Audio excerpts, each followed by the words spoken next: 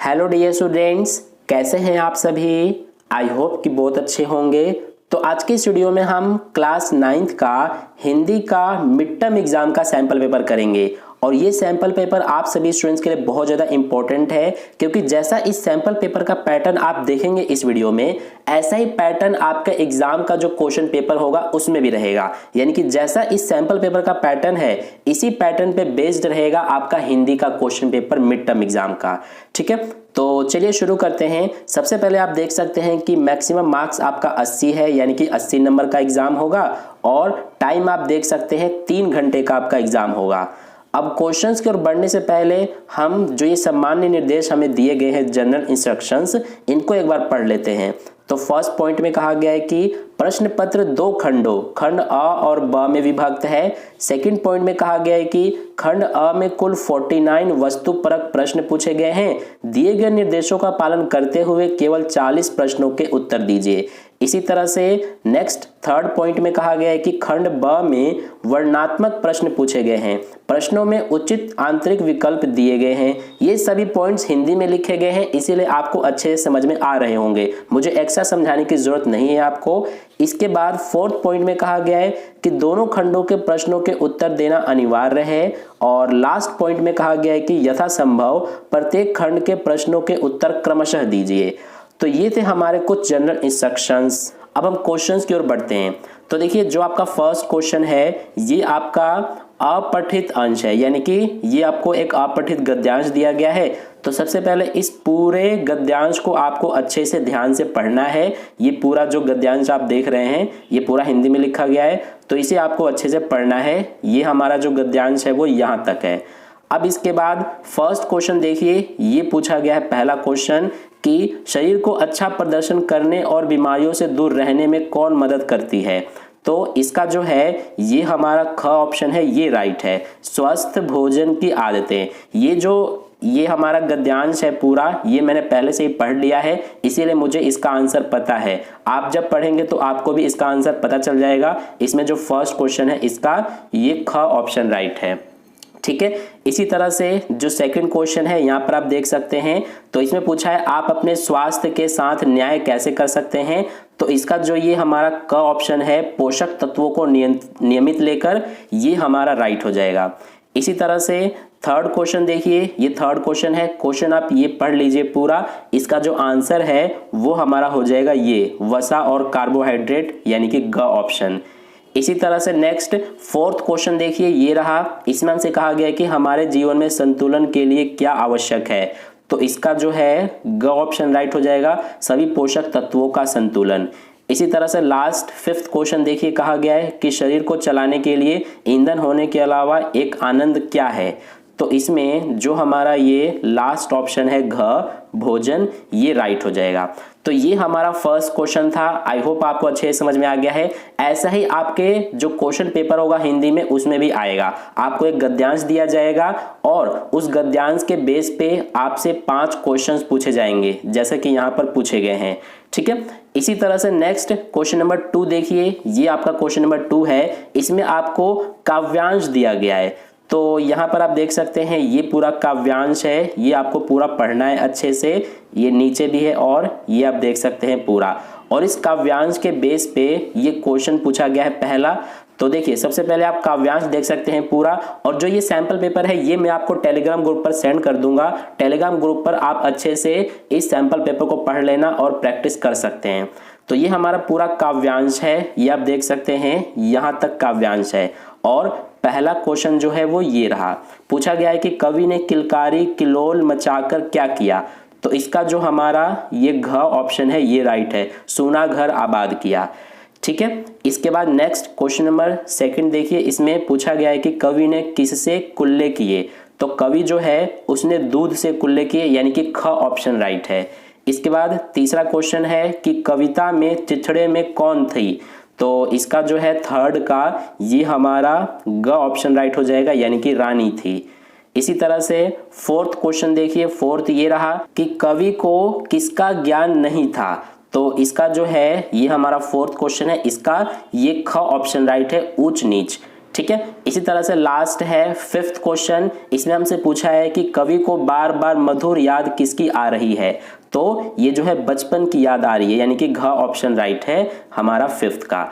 तो ये था पूरा आपका सेकंड क्वेश्चन जो कि काव्यांश आएगा। इसके बाद देखिए सेकंड क्वेश्चन में हमें अथवा में भी दिया गया है, यानी कि ऊपर जो काव्यांश है ऊपर वाला, उसे अगर आप नहीं करना चाहते हैं तो ये जो नीचे वाला काव्यांश है ये आप कर सकते हैं। तो इसे आपको सबसे पहले पढ़ना पड़ेगा अच्छे से, ये रहे, और बाकी ये पूरा आपका काव्यांश है। तो इसके बाद देखिए काव्यांश जो है वो यहाँ तक है, तो इसके बेस पे ये क्वेश्चंस पूछे गए हैं। ये फर्स्ट है, इसी तरह से ये सेकंड है, इसके बाद सेकंड के बाद ये आप देख सकते हैं ये थर्ड है, ये 4th क्वेश्चन है, और इसके बाद ये जो है आपका 5th क्वेश्चन है। ये मैं आपको नहीं करा रहा हूं क्योंकि ऊपर वाला जो है पहला काव्यांश वो मैंने पहले से ही करा दिया, ठीक है। तो अगर आप चाहें तो ये सेकंड वाला जो है इसमें अथवा वाला ये काव्यांश, इसे भी आप कर सकते हैं, दोनों में से कोई एक करना है। इसके बाद यहाँ से आपका क्वेश्चन नंबर 3 से व्यवहारिक व्याकरण स्टार्ट हो जाता है। तो इसमें देखिए थर्ड क्वेश्चन जो है हमारा, इसमें कहा गया है कि निर्देशानुसार किन्हीं 4 प्रश्नों के उत्तर लिखिए। तो यहाँ पर फर्स्ट क्वेश्चन देखिए पूछा गया है कि अपयश शब्द में उपसर्ग है, तो अपयश में उपसर्ग आपको बताना है। उपसर्ग और प्रत्यय आपको अच्छे से आता होगा। इसमें जो है हमारा अप, ये उपसर्ग हो जाएगा इस शब्द में, अपयश में। इसके बाद नेक्स्ट देखिए सेकंड में बोला है कि अधिक उपसर्ग वाला शब्द है, तो अधिक उपसर्ग वाला शब्द हो जाएगा हमारा अधिकार, यानी कि सेकंड का क ऑप्शन राइट हो जाएगा। इसके बाद थर्ड देखिए बोला है कि फुसफुसाहट शब्द में प्रयुक्त प्रत्यय है, तो फुसफुसाहट में प्रत्यय क्या हो जाएगा, प्रत्यय जो होता है वो लास्ट में लगता है शब्द के, तो इसका हो जाएगा आहट, यानी कि ग ऑप्शन राइट हो जाएगा थर्ड का। 4th में कहा गया है कि इत प्रत्यय वाला शब्द है, तो इत प्रत्यय वाला देखिए इन चारों में से कौन सा शब्द हो जाएगा, तो ये हो जाएगा हमारा सम्मानित। इसी तरह से 5th में कहा गया है कि निराकरण शब्द में मूल शब्द है। वैसे तो इसमें हमें कोई 4 ही करने हैं, लेकिन मैं आपको 5वां भी करा देता हूं। तो 5वें में हमें निराकरण शब्द में मूल शब्द बताना है। तो ये 4 ऑप्शन दिए गए हैं, और देखिए ये जो चारों ऑप्शन दिए गए हैं ये हमारे कोई से भी ऑप्शन राइट नहीं है, यानी कि निराकरण में हमसे मूल शब्द पूछा गया है, लेकिन इसमें कोई मूल शब्द तो दिया ही नहीं गया है। अगर निराकरण में उपसर्ग पूछा जाता तो हमारा जो ये क ऑप्शन है ये राइट हो जाता है, यानी कि नीर जो है ये उपसर्ग हो जाएगा, लेकिन मूल शब्द नहीं है इसमें कोई, ठीक है। तो इसका जो एक बार दोबारा बता देता हूं कि निराकरण में हमारा जो है उपसर्ग है नीर, तो वैसे अभी यहाँ पर आप क ऑप्शन राइट कर लीजिए। इसके बाद नेक्स्ट है क्वेश्चन नंबर 4, इसमें कहा गया है कि निर्देशानुसार किन्हीं 4 प्रश्नों के उत्तर लिखिए। तो फर्स्ट है मानहीन शब्द में समास होगा, तो मानहीन यानी कि मान से हीन, तो ये हमारा हो जाएगा इसमें तत्पुरुष, यानी कि ग ऑप्शन राइट है। इसके बाद सेकंड है, देखिए सेकंड क्वेश्चन, पीतांबर समस्त पद का सही विग्रह होगा, तो पीतांबर का विग्रह क्या हो जाएगा, पीला है जो अंबर, यानी कि ख ऑप्शन राइट है।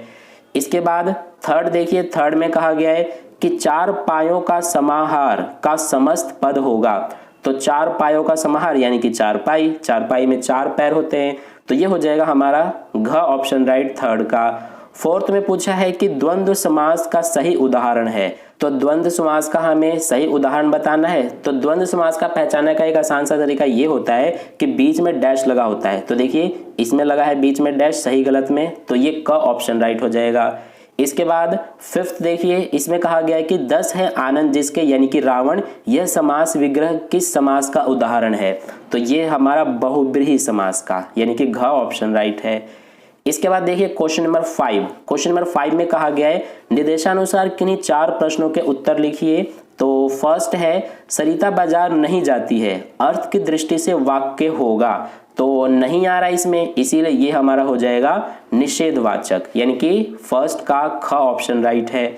इसके बाद देखिए नेक्स्ट क्वेश्चन नंबर 2, तो सेकंड में हमसे कहा गया है काश रचना पुस्तक पढ़ती, अर्थ की दृष्टि से वाक्य होगा, तो इसमें काश बोला गया, यानी कि इसमें इच्छा प्रकट की जा रही है, तो इसीलिए इसका जो हमारा क ऑप्शन है ये राइट हो जाएगा, यानी कि इच्छावाचक।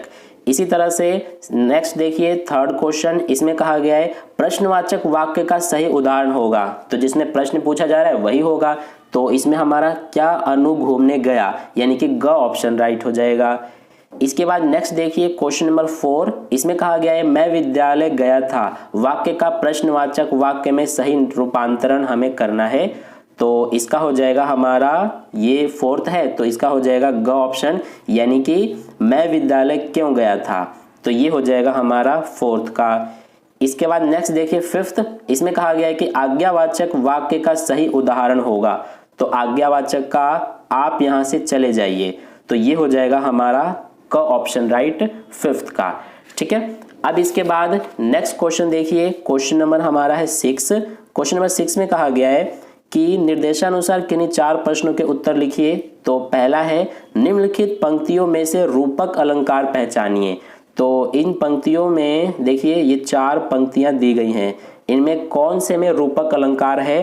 तो इसमें जो हमारा ये घ ऑप्शन है ये राइट हो जाएगा। इसके बाद नेक्स्ट जो सेकंड है, इसमें कहा गया है कि यमक अलंकार का सही उदाहरण है। तो यमक अलंकार जो है वो हमारा इसमें हो जाएगा मन का फेर। तो ये हो जाएगा घ ऑप्शन राइट सेकंड का। इसके बाद थर्ड क्वेश्चन देखिए, थर्ड में क्या कहा गया है, निम्नलिखित में उपमा अलंकार होगा। तो इसमें हमें उपमा अलंकार बताना है। तो पीपर पात सरिस मंडोला, ये हो जाएगा हमारा ख ऑप्शन, यानी कि इसमें हमारा उपमा अलंकार है। इसके बाद फोर्थ क्वेश्चन में कहा गया है कि अनुप्रास अलंकार का सही उदाहरण बताइए। तो अनुप्रास अलंकार कुटिल कुचाल कुकर्म छोड़ दे, तो का ऑप्शन राइट हो जाएगा हमारा 4th का। इसके बाद 5th में कहा गया है कि जहां एक शब्द के एक से अधिक आवृत्ति हो वहां कौन सा अलंकार होगा।